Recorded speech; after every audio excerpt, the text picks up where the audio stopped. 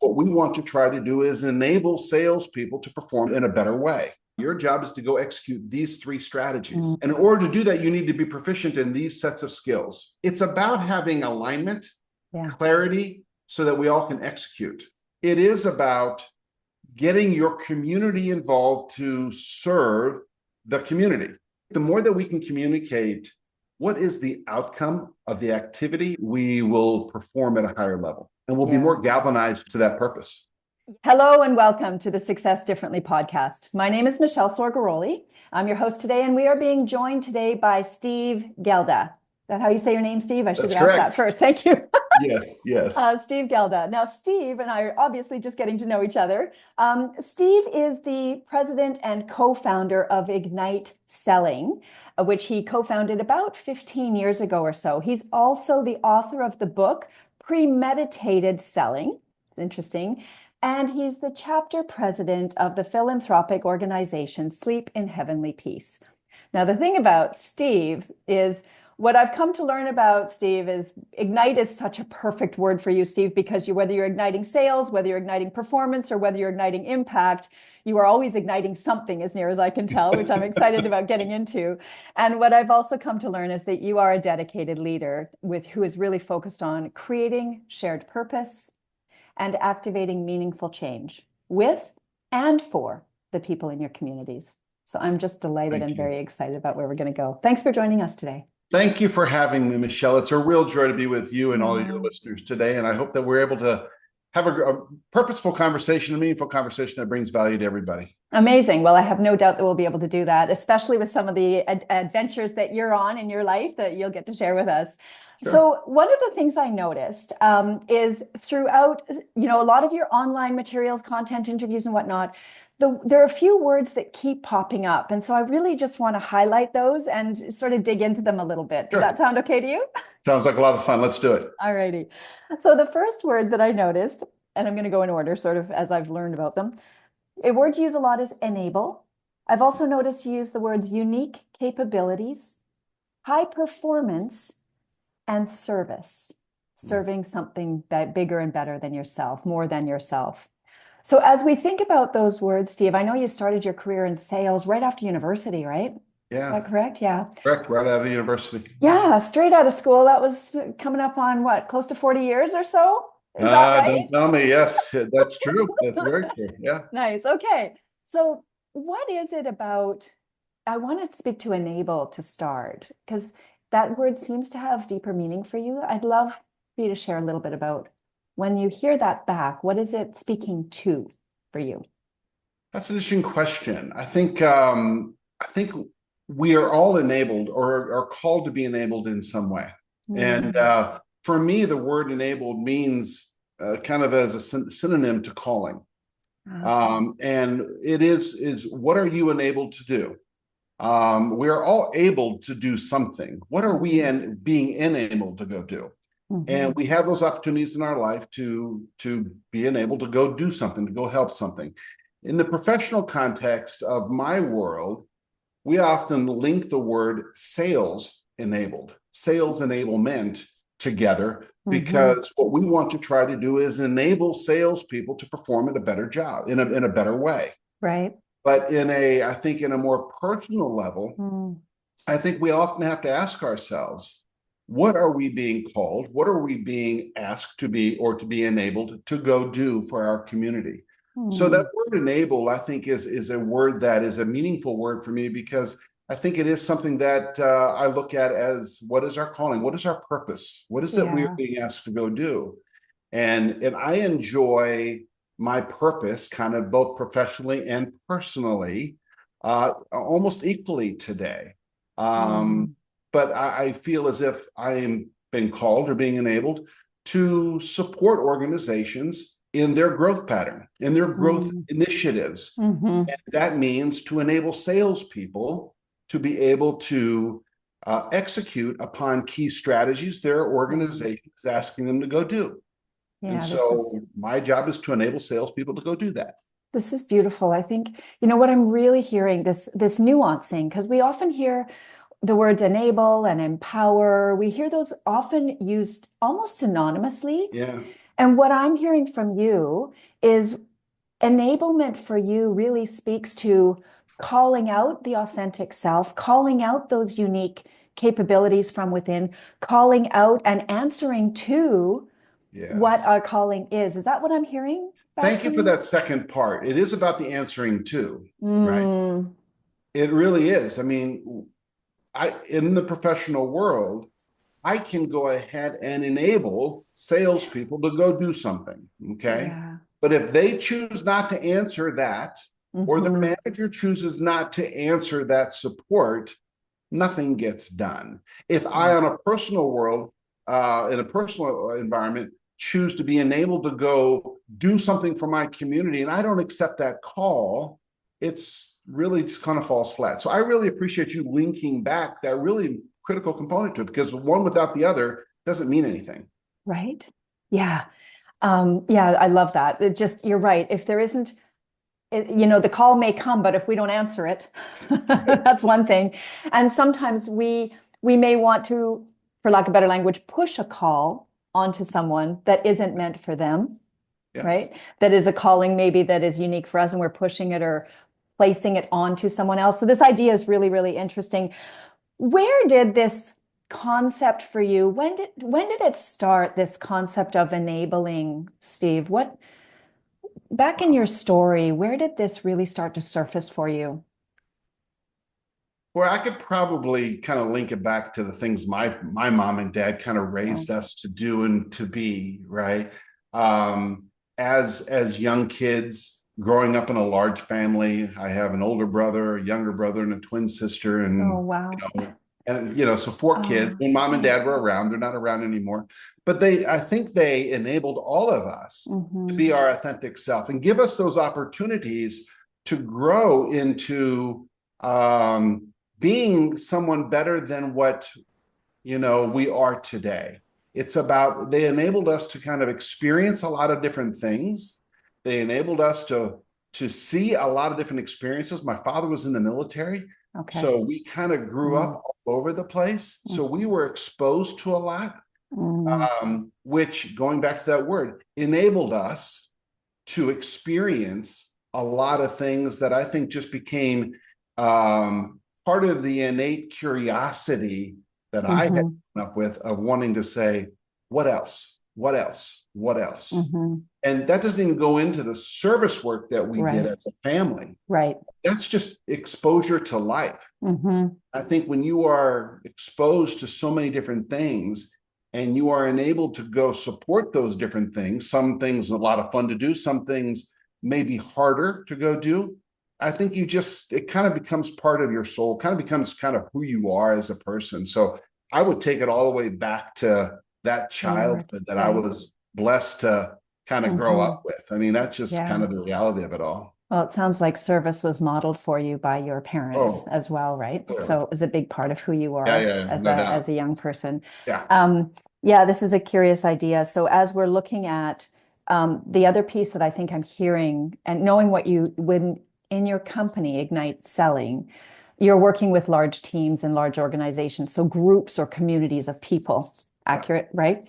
And Right. then I'm also noticing that everything you're speaking to is around community and Mm. groups of people. So Yeah. your orientation is very much about high impact change or meaningful change at scale, is what I'm noticing. So you've been in sales for 15 years, and I know that, well, no, for a long time, but Ignite Selling has been around for 15 years as you co-founded and became president of that.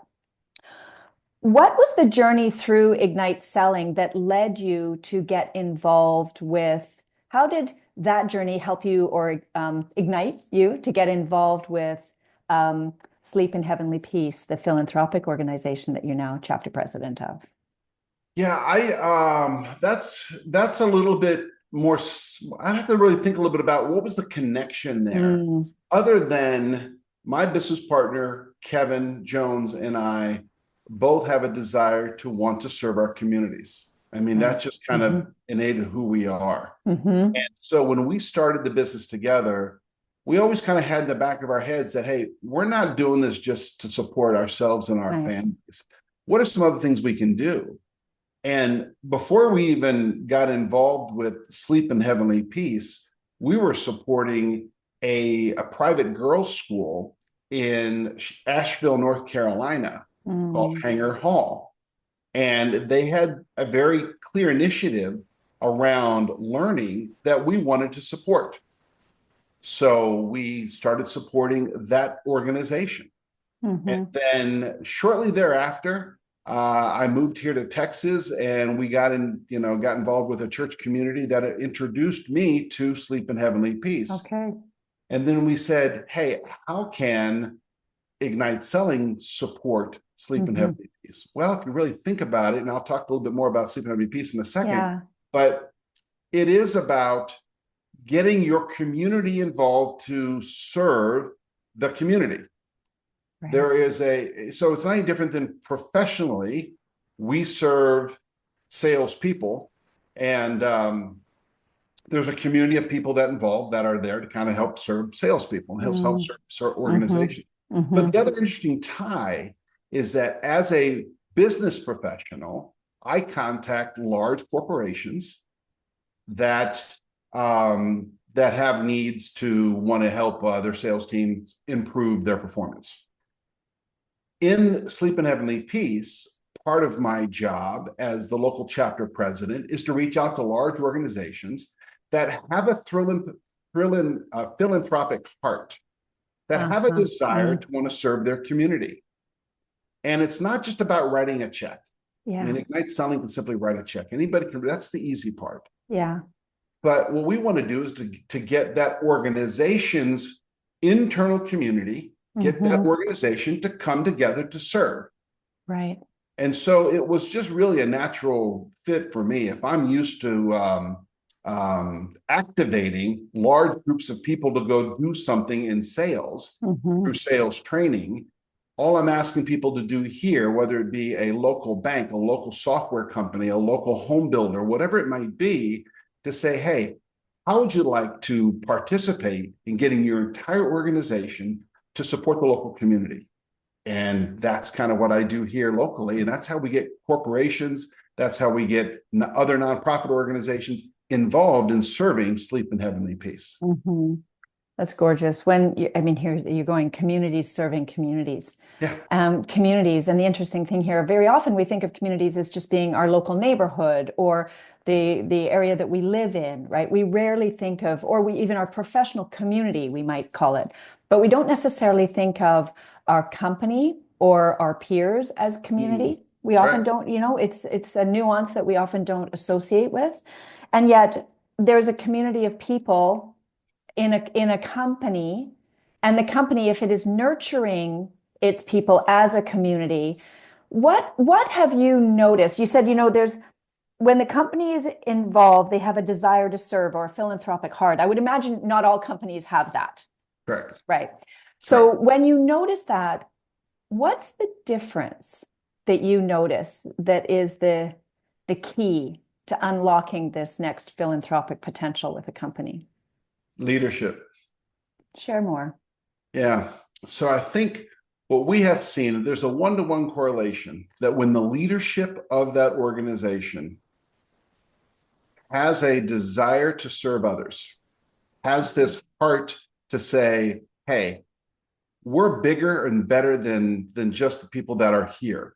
We have a calling to serve the people that have given us this environment to be around them. Okay.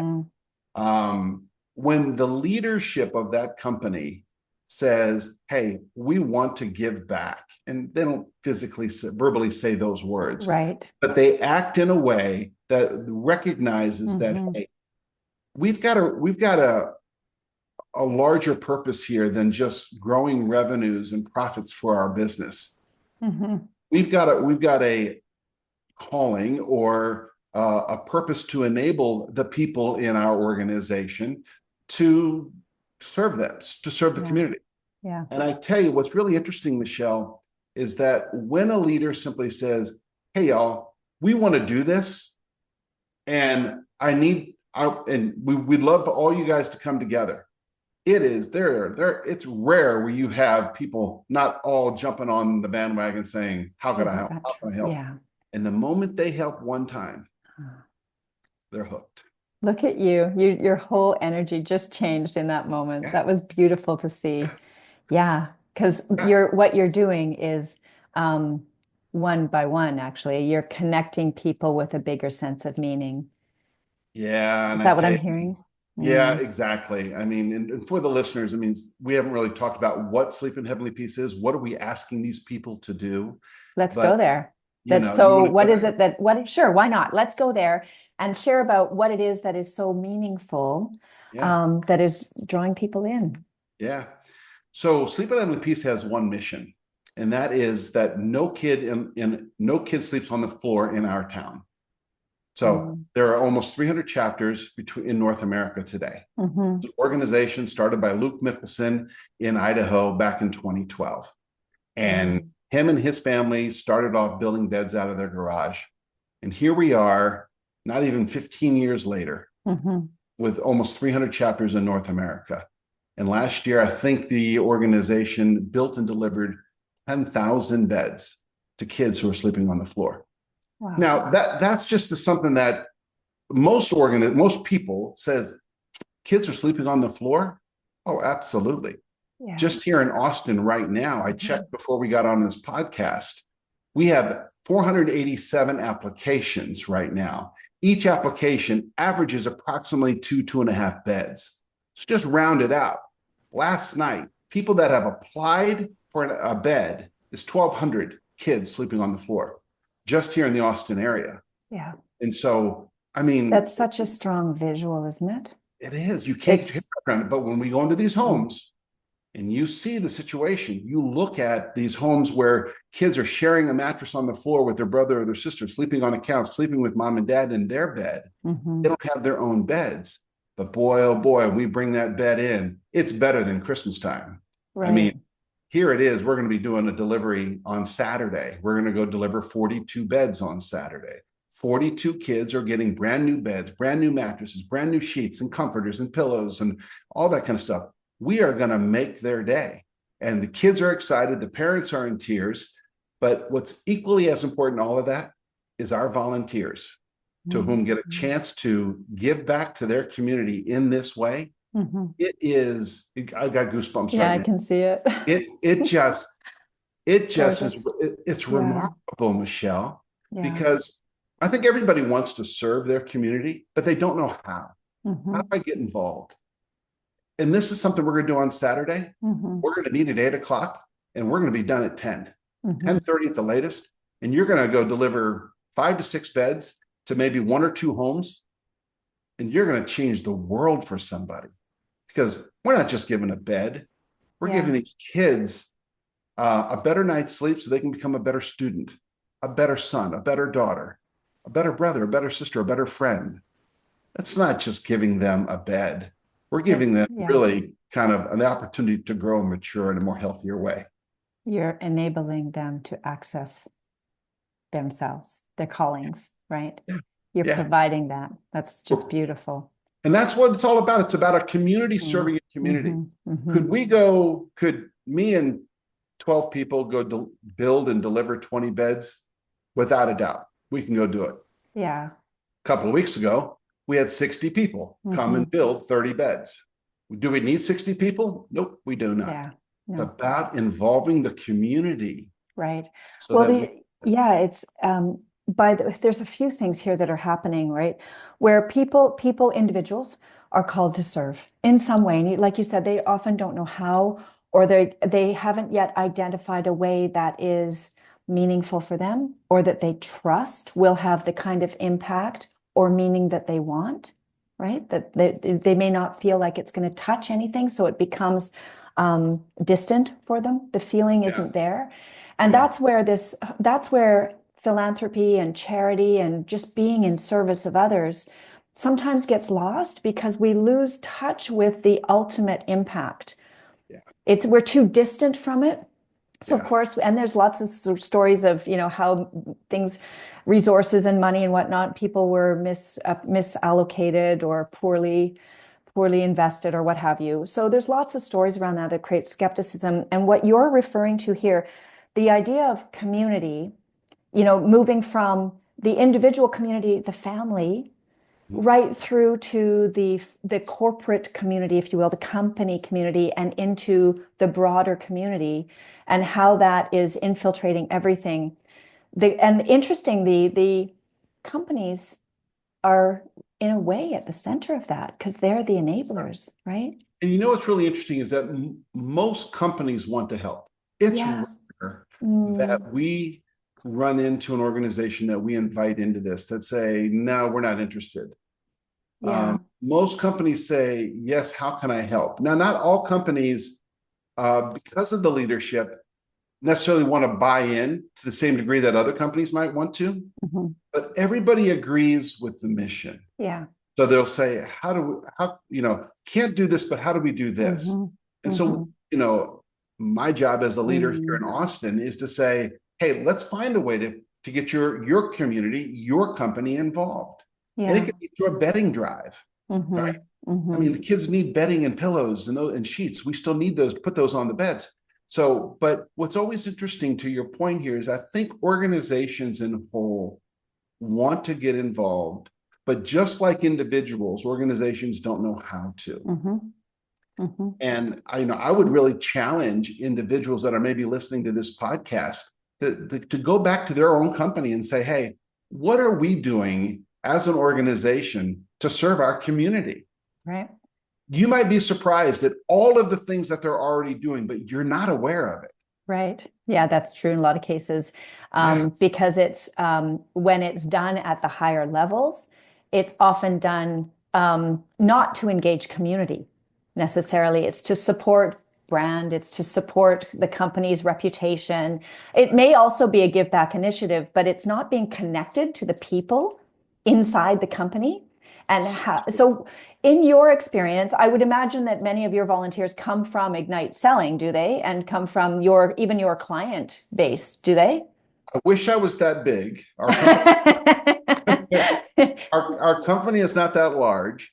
But we are really fortunate that we have several, companies who join around this Austin community. I mean, the build that we have coming up here locally on May 10th is a company called White Construction, and they are a large construction company. So coming together with St. David's Hospital. So we're going to build 50 beds with those two organizations. They're bringing volunteers together. Now, it's not everybody from St. David's Hospital. They have tens of thousands of employees. But St. David's this particular department has said, we want our nurses and doctors and techs to come help build beds. And so, yes, this part of St. David's Hospital is going to be participating in that. And then White Construction, they're going to try to get all of their employees from the Austin market to come help out with that as well. So it's multiple companies coming together to serve in many different ways. So you're also connecting community too, because these employees probably wouldn't necessarily likely cross paths. The nurses and doctors at St. David's Hospital are not likely to cross paths with those at White Construction. Well, the other thing, I love that statement because I have never really been intentional about that. But when we do a lot of build events, you have this cross-pollination of community coming together. From when we did a couple of weeks ago, we had a National Honor Society from a local Dripping Springs high school come together with a nonprofit organization called Community in Schools that also partnered with another Girl Scout troop. Right. So you had three. Oh, and then you also had students from UT, University of Texas, sorority come in and help as well. So you had four communities coming together, cross-pollinate to work arm in arm in building beds. I've never really thought about the significance of that until you just said that. So thank you.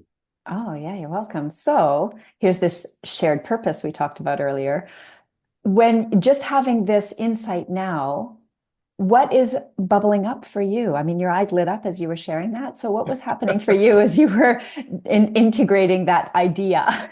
But I think that I have to probably be a little bit more intentional um, in terms of how do we communicate the value of Mm, cross-pollinating our community, you know, because I think mhm, we understand very clearly that Luke Mickelson's vision and purpose of Sleep in Heavenly Peace is to get kids off the floor, but it is through our community. yeah. So being more intentional about pulling different communities together Mhm, to say, hey, look at what's happening here. mhm. You know, it's been Common cause. happening organically right Mhm, now, mhm, but I think that we've never celebrated that. I think celebrating that is a good idea, but mhm. also being more intentional about making it happen. So Yeah. I'd have to think a little bit about how to do that. Celebrating it's easy. Right? Mhm, You can just look mhm, back and say, wow, think about mhm, all these joint bed builds we did together with so many different mhm. members of the community. But Yeah. yeah, being more intentional about it's going to have to be something that my leadership team and I are going to have to really think about. Absolutely. Well, there's something, when in the work that I do with my clients, so we focus on differentiation, as you know, but we also focus primarily on creating value. So how do your unique differences or unique advantages create value for the market? The key, I've got a framework called the value ladder. And it talks basically that it goes from the very bottom when you're serving basic needs of your clients. And then as you move up the ladder in terms of creating more and more value, as you're serving basic needs, then you move to the second level where you're actually starting to serve expectations. And Yep. this is where a lot of companies stop. They're like, hey, we're serving expectations. The clients are happy. Everybody's happy. Our customers are loyal, relatively. But there are two more layers on top of that. And this is where we get into layer three, which is around shared values and a sense of belonging. So this is where community really comes in. This sense of I'm in a group where I belong here, I'm honored and respected for who I am, et cetera. And so our self has a sense of beyond just security, but camaraderie and companionship, if you will. That's the third level. But the fourth level gets into shared purpose. So as companies start to create communities within their team and then expand into their community, whether it's professional or in their local community, whatever it is, but as they expand into their community with shared purpose, they engage because of that higher impact.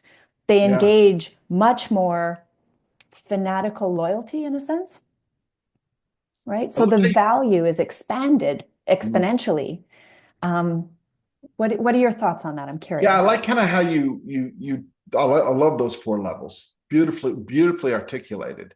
I Thank think you. that when you start thinking about higher impact, you know, that's a different type of conversation Mhm, because it's not just about serving the purpose, but there's a mhm. higher impact on there. And every organization kind of has it.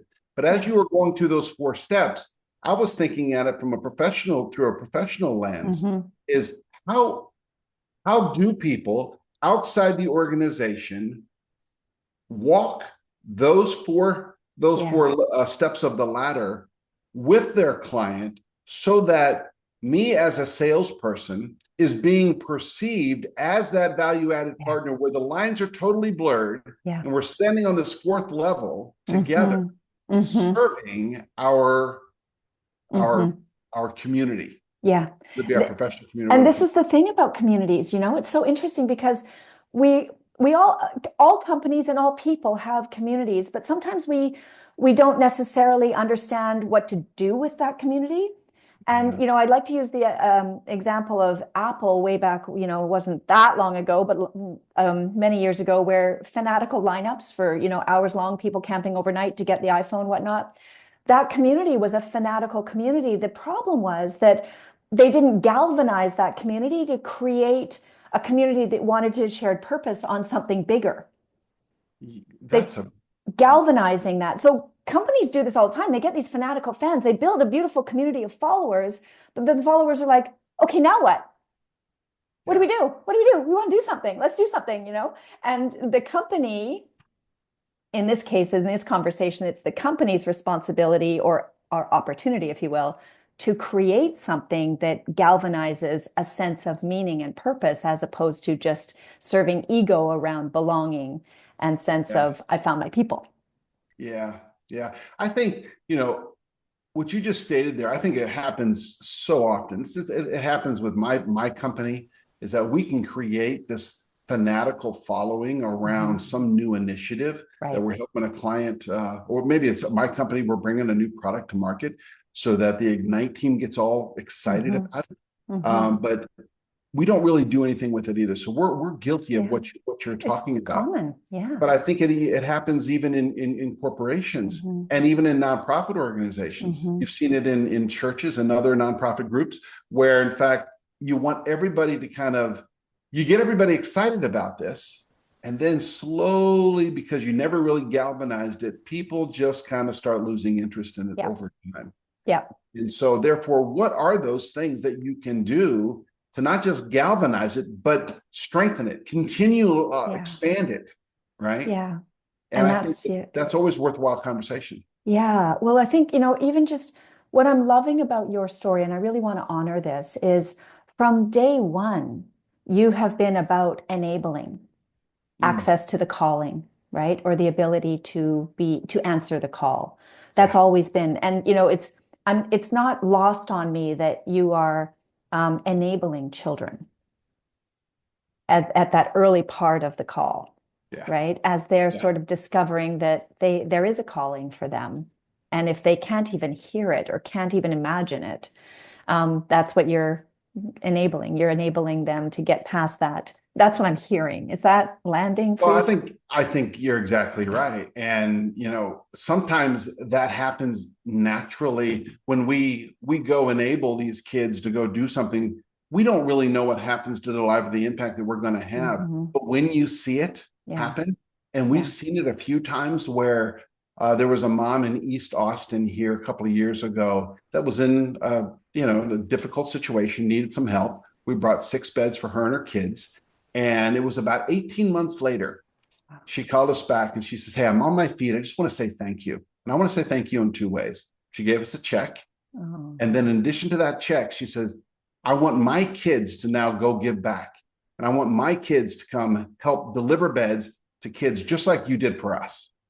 And I was like, "Oh my gosh, are you kidding?" I know. Right. So it was a wonderful thing where these 6 kids all got the opportunity to hook up with one of our team members, and they went to go deliver beds to kids. And so imagine the impact of that. Mother was she's a beautiful leader for her children. Wasn't it wonderful? That is the ideal leadership. But talk about galvanizing something.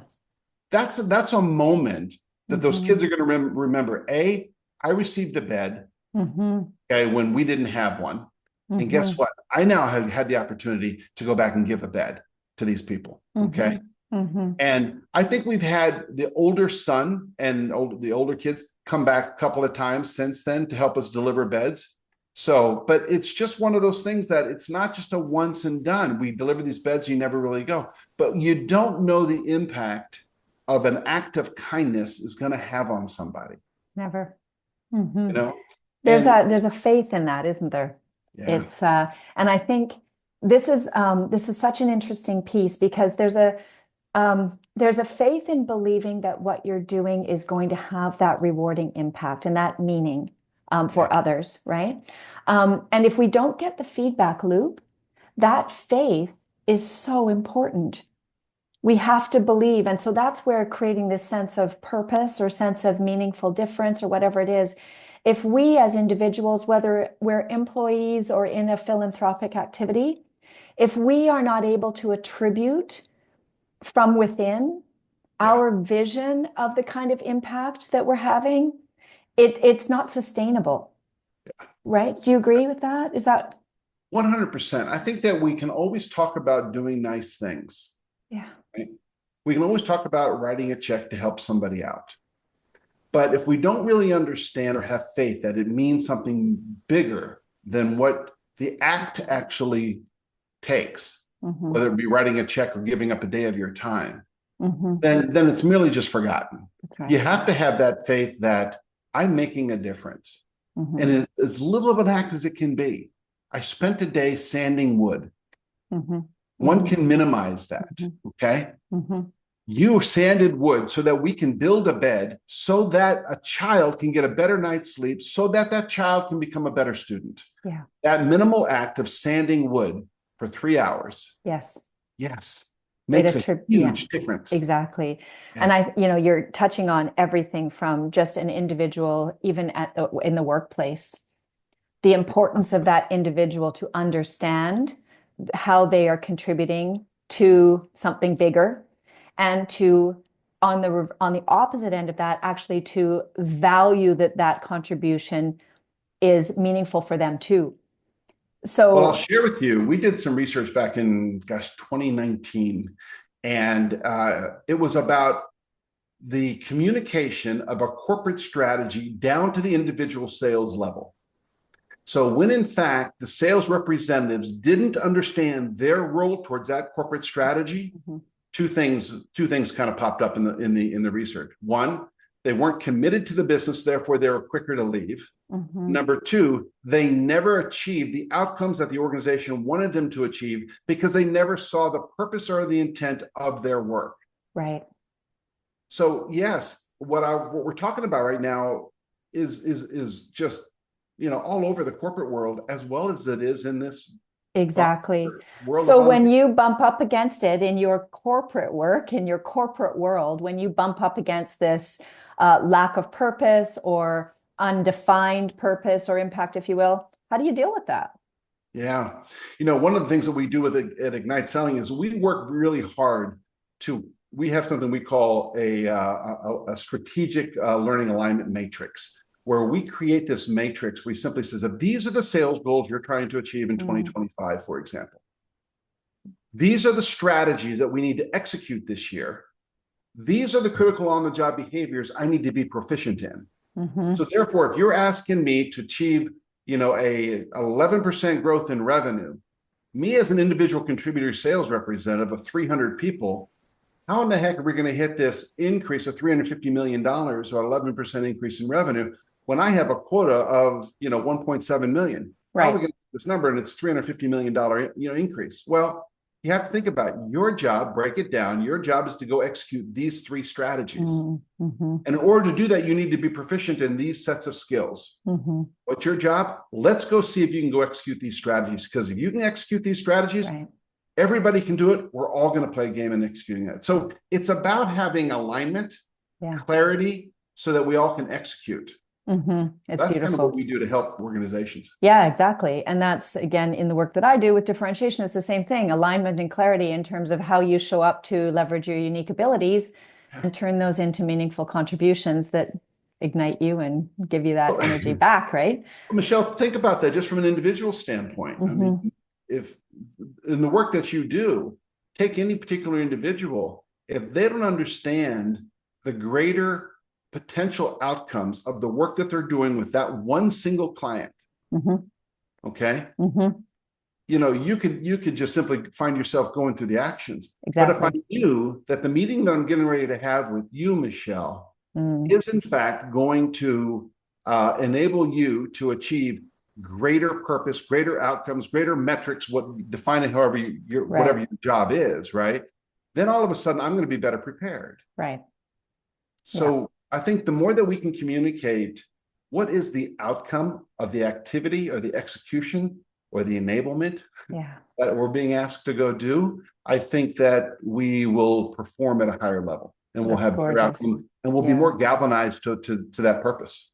Yeah, as individuals and galvanized with community as well, right? So galvanizing ourselves is the first start. And you've done this beautifully, just knowing who you are. And the thread of enablement has just continued throughout. And I just want to really respect and honor that, Steve, because so often that thread, we don't see a continuous thread through someone's story. And that's where people struggle because they don't know the thread. Following that thread of our core and who we are is such an important part of becoming that person who is at a high performance level and able to contribute in meaningful ways and accessing that calling, right? We're honoring that call, if you will. It's such a huge part of it. Thanks, mom and dad.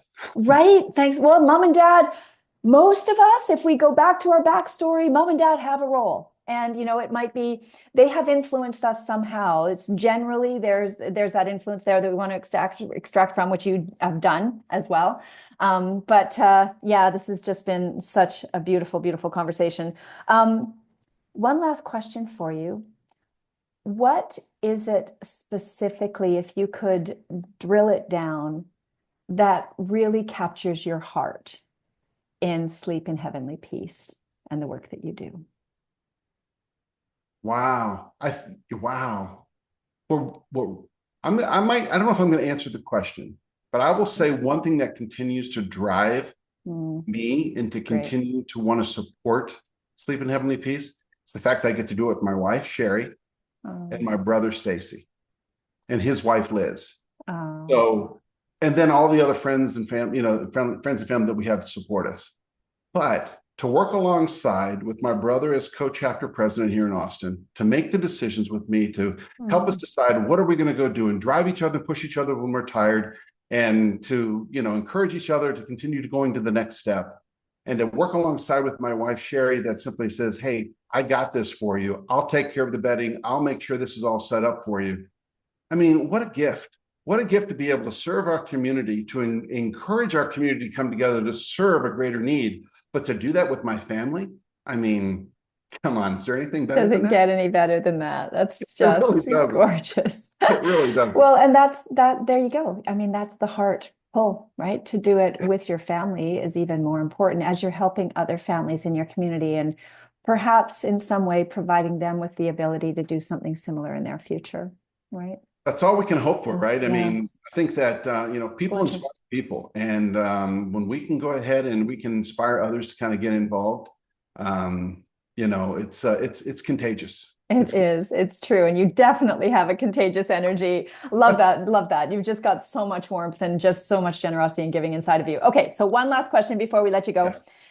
Yeah. If someone were inspired by this conversation to bring more purposeful focus and philanthropic initiative into their life, work, business, what might you advise them if they were just getting started? Take action. Take action. I think that a lot of people talk about it, but they don't know where to start. Right. And I think that it's not difficult to do. And I think that if you have this heart of giving, this desire to want to say, I'm blessed, I'm fortunate, but define that any way you want to a way that I want to be able to help others around me. Go take action. It is not hard to find an organization in your community that you can help with. Well, and it sounds like Sleep in Heavenly Peace might have a chapter nearby, given the growth trajectory that they're on.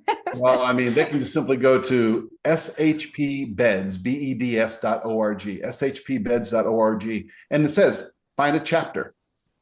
And, there are several in every state here in America. And I know there are several throughout the different provinces of Canada, both the east and the west side. Probably not as many right now, but if you want to get one started, I'm sure that we'd be open to saying, hey, there you go. You want to put one in Vancouver? Let's put one in Vancouver if there isn't one already there. But I think the answer to your question is just for people to go take action. Yeah. It's not hard. Go on to Google and find it. Yeah. And, to your point, it's fine if there's a calling. If you have something that's calling you, take action on that calling. And it may not be something you envision, or it may not be something you had thought you would be doing, but just by taking action, you'll have the opportunity to experience that and see how that feels, and that'll take you to the next step. Is that what I'm hearing from you? Exactly. I mean, my wife and I don't know how to build beds. We're not woodworkers. I mean, we're not. Yeah. I've never worked with wood to this degree ever. Yeah. And but here we are, drilling and sanding and chopping and all this kind of stuff, 6 years later, and you just you'll find your purpose. And I really believe, I'm a man of faith, so for me it's simply about prayer and asking God, kind of, use me, Lord. How can I fit in to your greater purpose? Yeah. And you'll find an answer. Yeah, you always will. Yeah. How can I serve my community in a way that's meaningful and rewarding, without a doubt. right? For all. That's beautiful. Steve, where might people find you should they like to get in touch? Yeah, I mean, professionally, they can reach out to us at igniteselling.com. Okay. And happy to have conversations with them and about how we might be able to support their organization's revenue growth strategies. And of course, they can always reach out to us at Sleep in Heavenly Peace. And that is shpbeds.org. Okay. And you'll find my name in the Austin chapter. So if you're around Austin, Texas, you'll find it there. But again, there's hundreds of organizations, hundreds of chapters that you can touch base with. But I want to thank you for this opportunity to talk with you. You're an absolute joy, an absolute gem. What a gift you are to your listeners. I really want to say thank you for allowing me the opportunity to have a dialogue with you. Oh my gosh, this has been an absolute delight. And thank you for sharing about your purpose and your joy and how you enable your communities to thrive. My pleasure. It's amazing. Thank you so much, Steve.